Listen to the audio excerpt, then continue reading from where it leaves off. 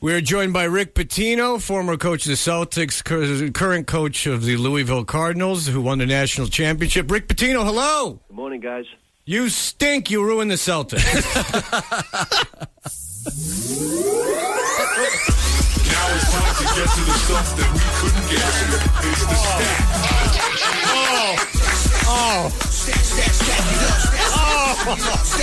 Oh, that's friggin' brilliant. If I had my finger on the button, I would have done the exact same thing. I could not be more proud of you today I'm so happy right now. Oh, man. I'm so happy. That's better than any question I could have asked him, any yelling I could have done. Fred Toucher, I bow to you this morning. That's friggin' fantastic. Well, we're not going to get anyone from Premier anymore. No, I think it was worth it. At least from my point of view, it was. Sometimes it's where I had these questions. That was awesome. Like, why did you get rid of Red Auerbach? Why did you strip him of the title of president? But you know, why didn't you have a farewell press conference? Why did you sign Travis Knight to a 7-year contract? But you know what? Why did you trade Chauncey Billups in his rookie year after drafting him 3rd overall? Wow, that was funny. That was great. Friggin' amazing. Fred, I could not be more proud of you this morning. That is fantastic. I might need some sting to lighten up the mood now. I don't think you need to. We just let that sit for itself. All right, well, I guess we're doing the stack then. That was... I was ready, too. I was so ready. I made the decision. I was so ready to go. During the break, I made an executive decision that I was going to... So happy. Yeah, I mean... as a Celtics fan, I thank you. That was, case of beer is coming your way, sir. Yeah. There you go. All right. Okay, so this is... I don't know if I'll be... That was great. Okay, so... Hold on, can I... Yes, Dan O'Brien. The phone rang again. And the comment was, we hope we can hear from you again from the future. From the future? That was the quote, was we hope we can hear again from you from the future. Was that Adolfo telling you that? That was the person. Who knows? Maybe a new guy comes in. Call us when you get to the future. It's going to be Biff. He's going to give us some sports scores. All right, so I have to hear this one more time. Rick Pitino, former coach of the Celtics, current coach of the Louisville Cardinals, who won the national championship. Rick Pitino, hello. Good morning, guys.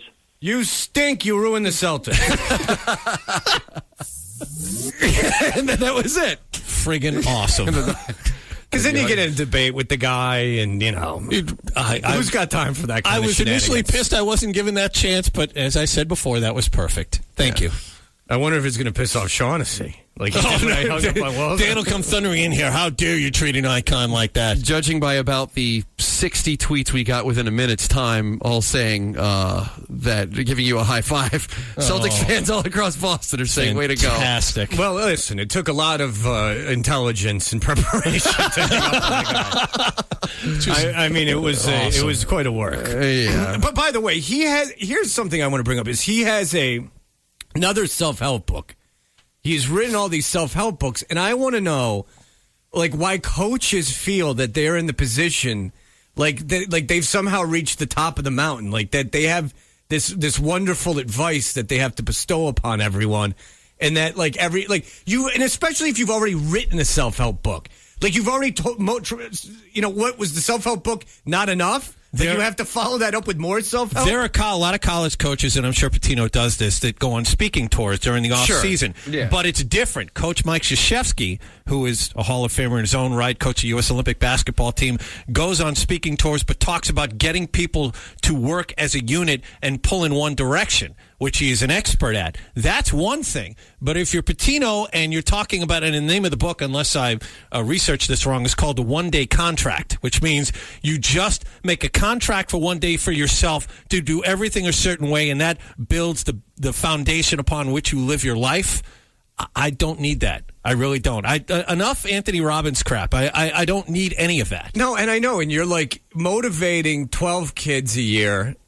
It doesn't, people talk about how difficult it is and everything else, but what's the difference between being a basketball coach and being a manager over, like 100 guys in an ad agency? Like, just because you coach basketball, that somehow makes you some brilliant motivator?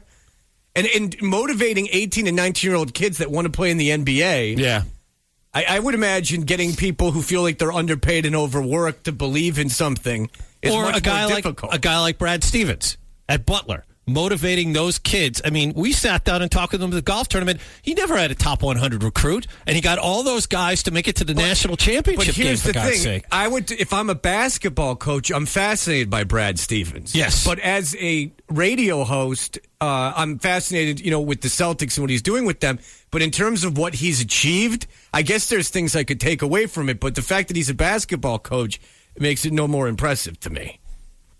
Like someone like Steve Jobs, who basically just created things out of something nothing. out of nothing. I mean, you want to talk rags to riches, innovations. I mean, that's something you want to get somebody you want to get advice from. Yeah, not that you taught 12 kids to put a ball in a bucket.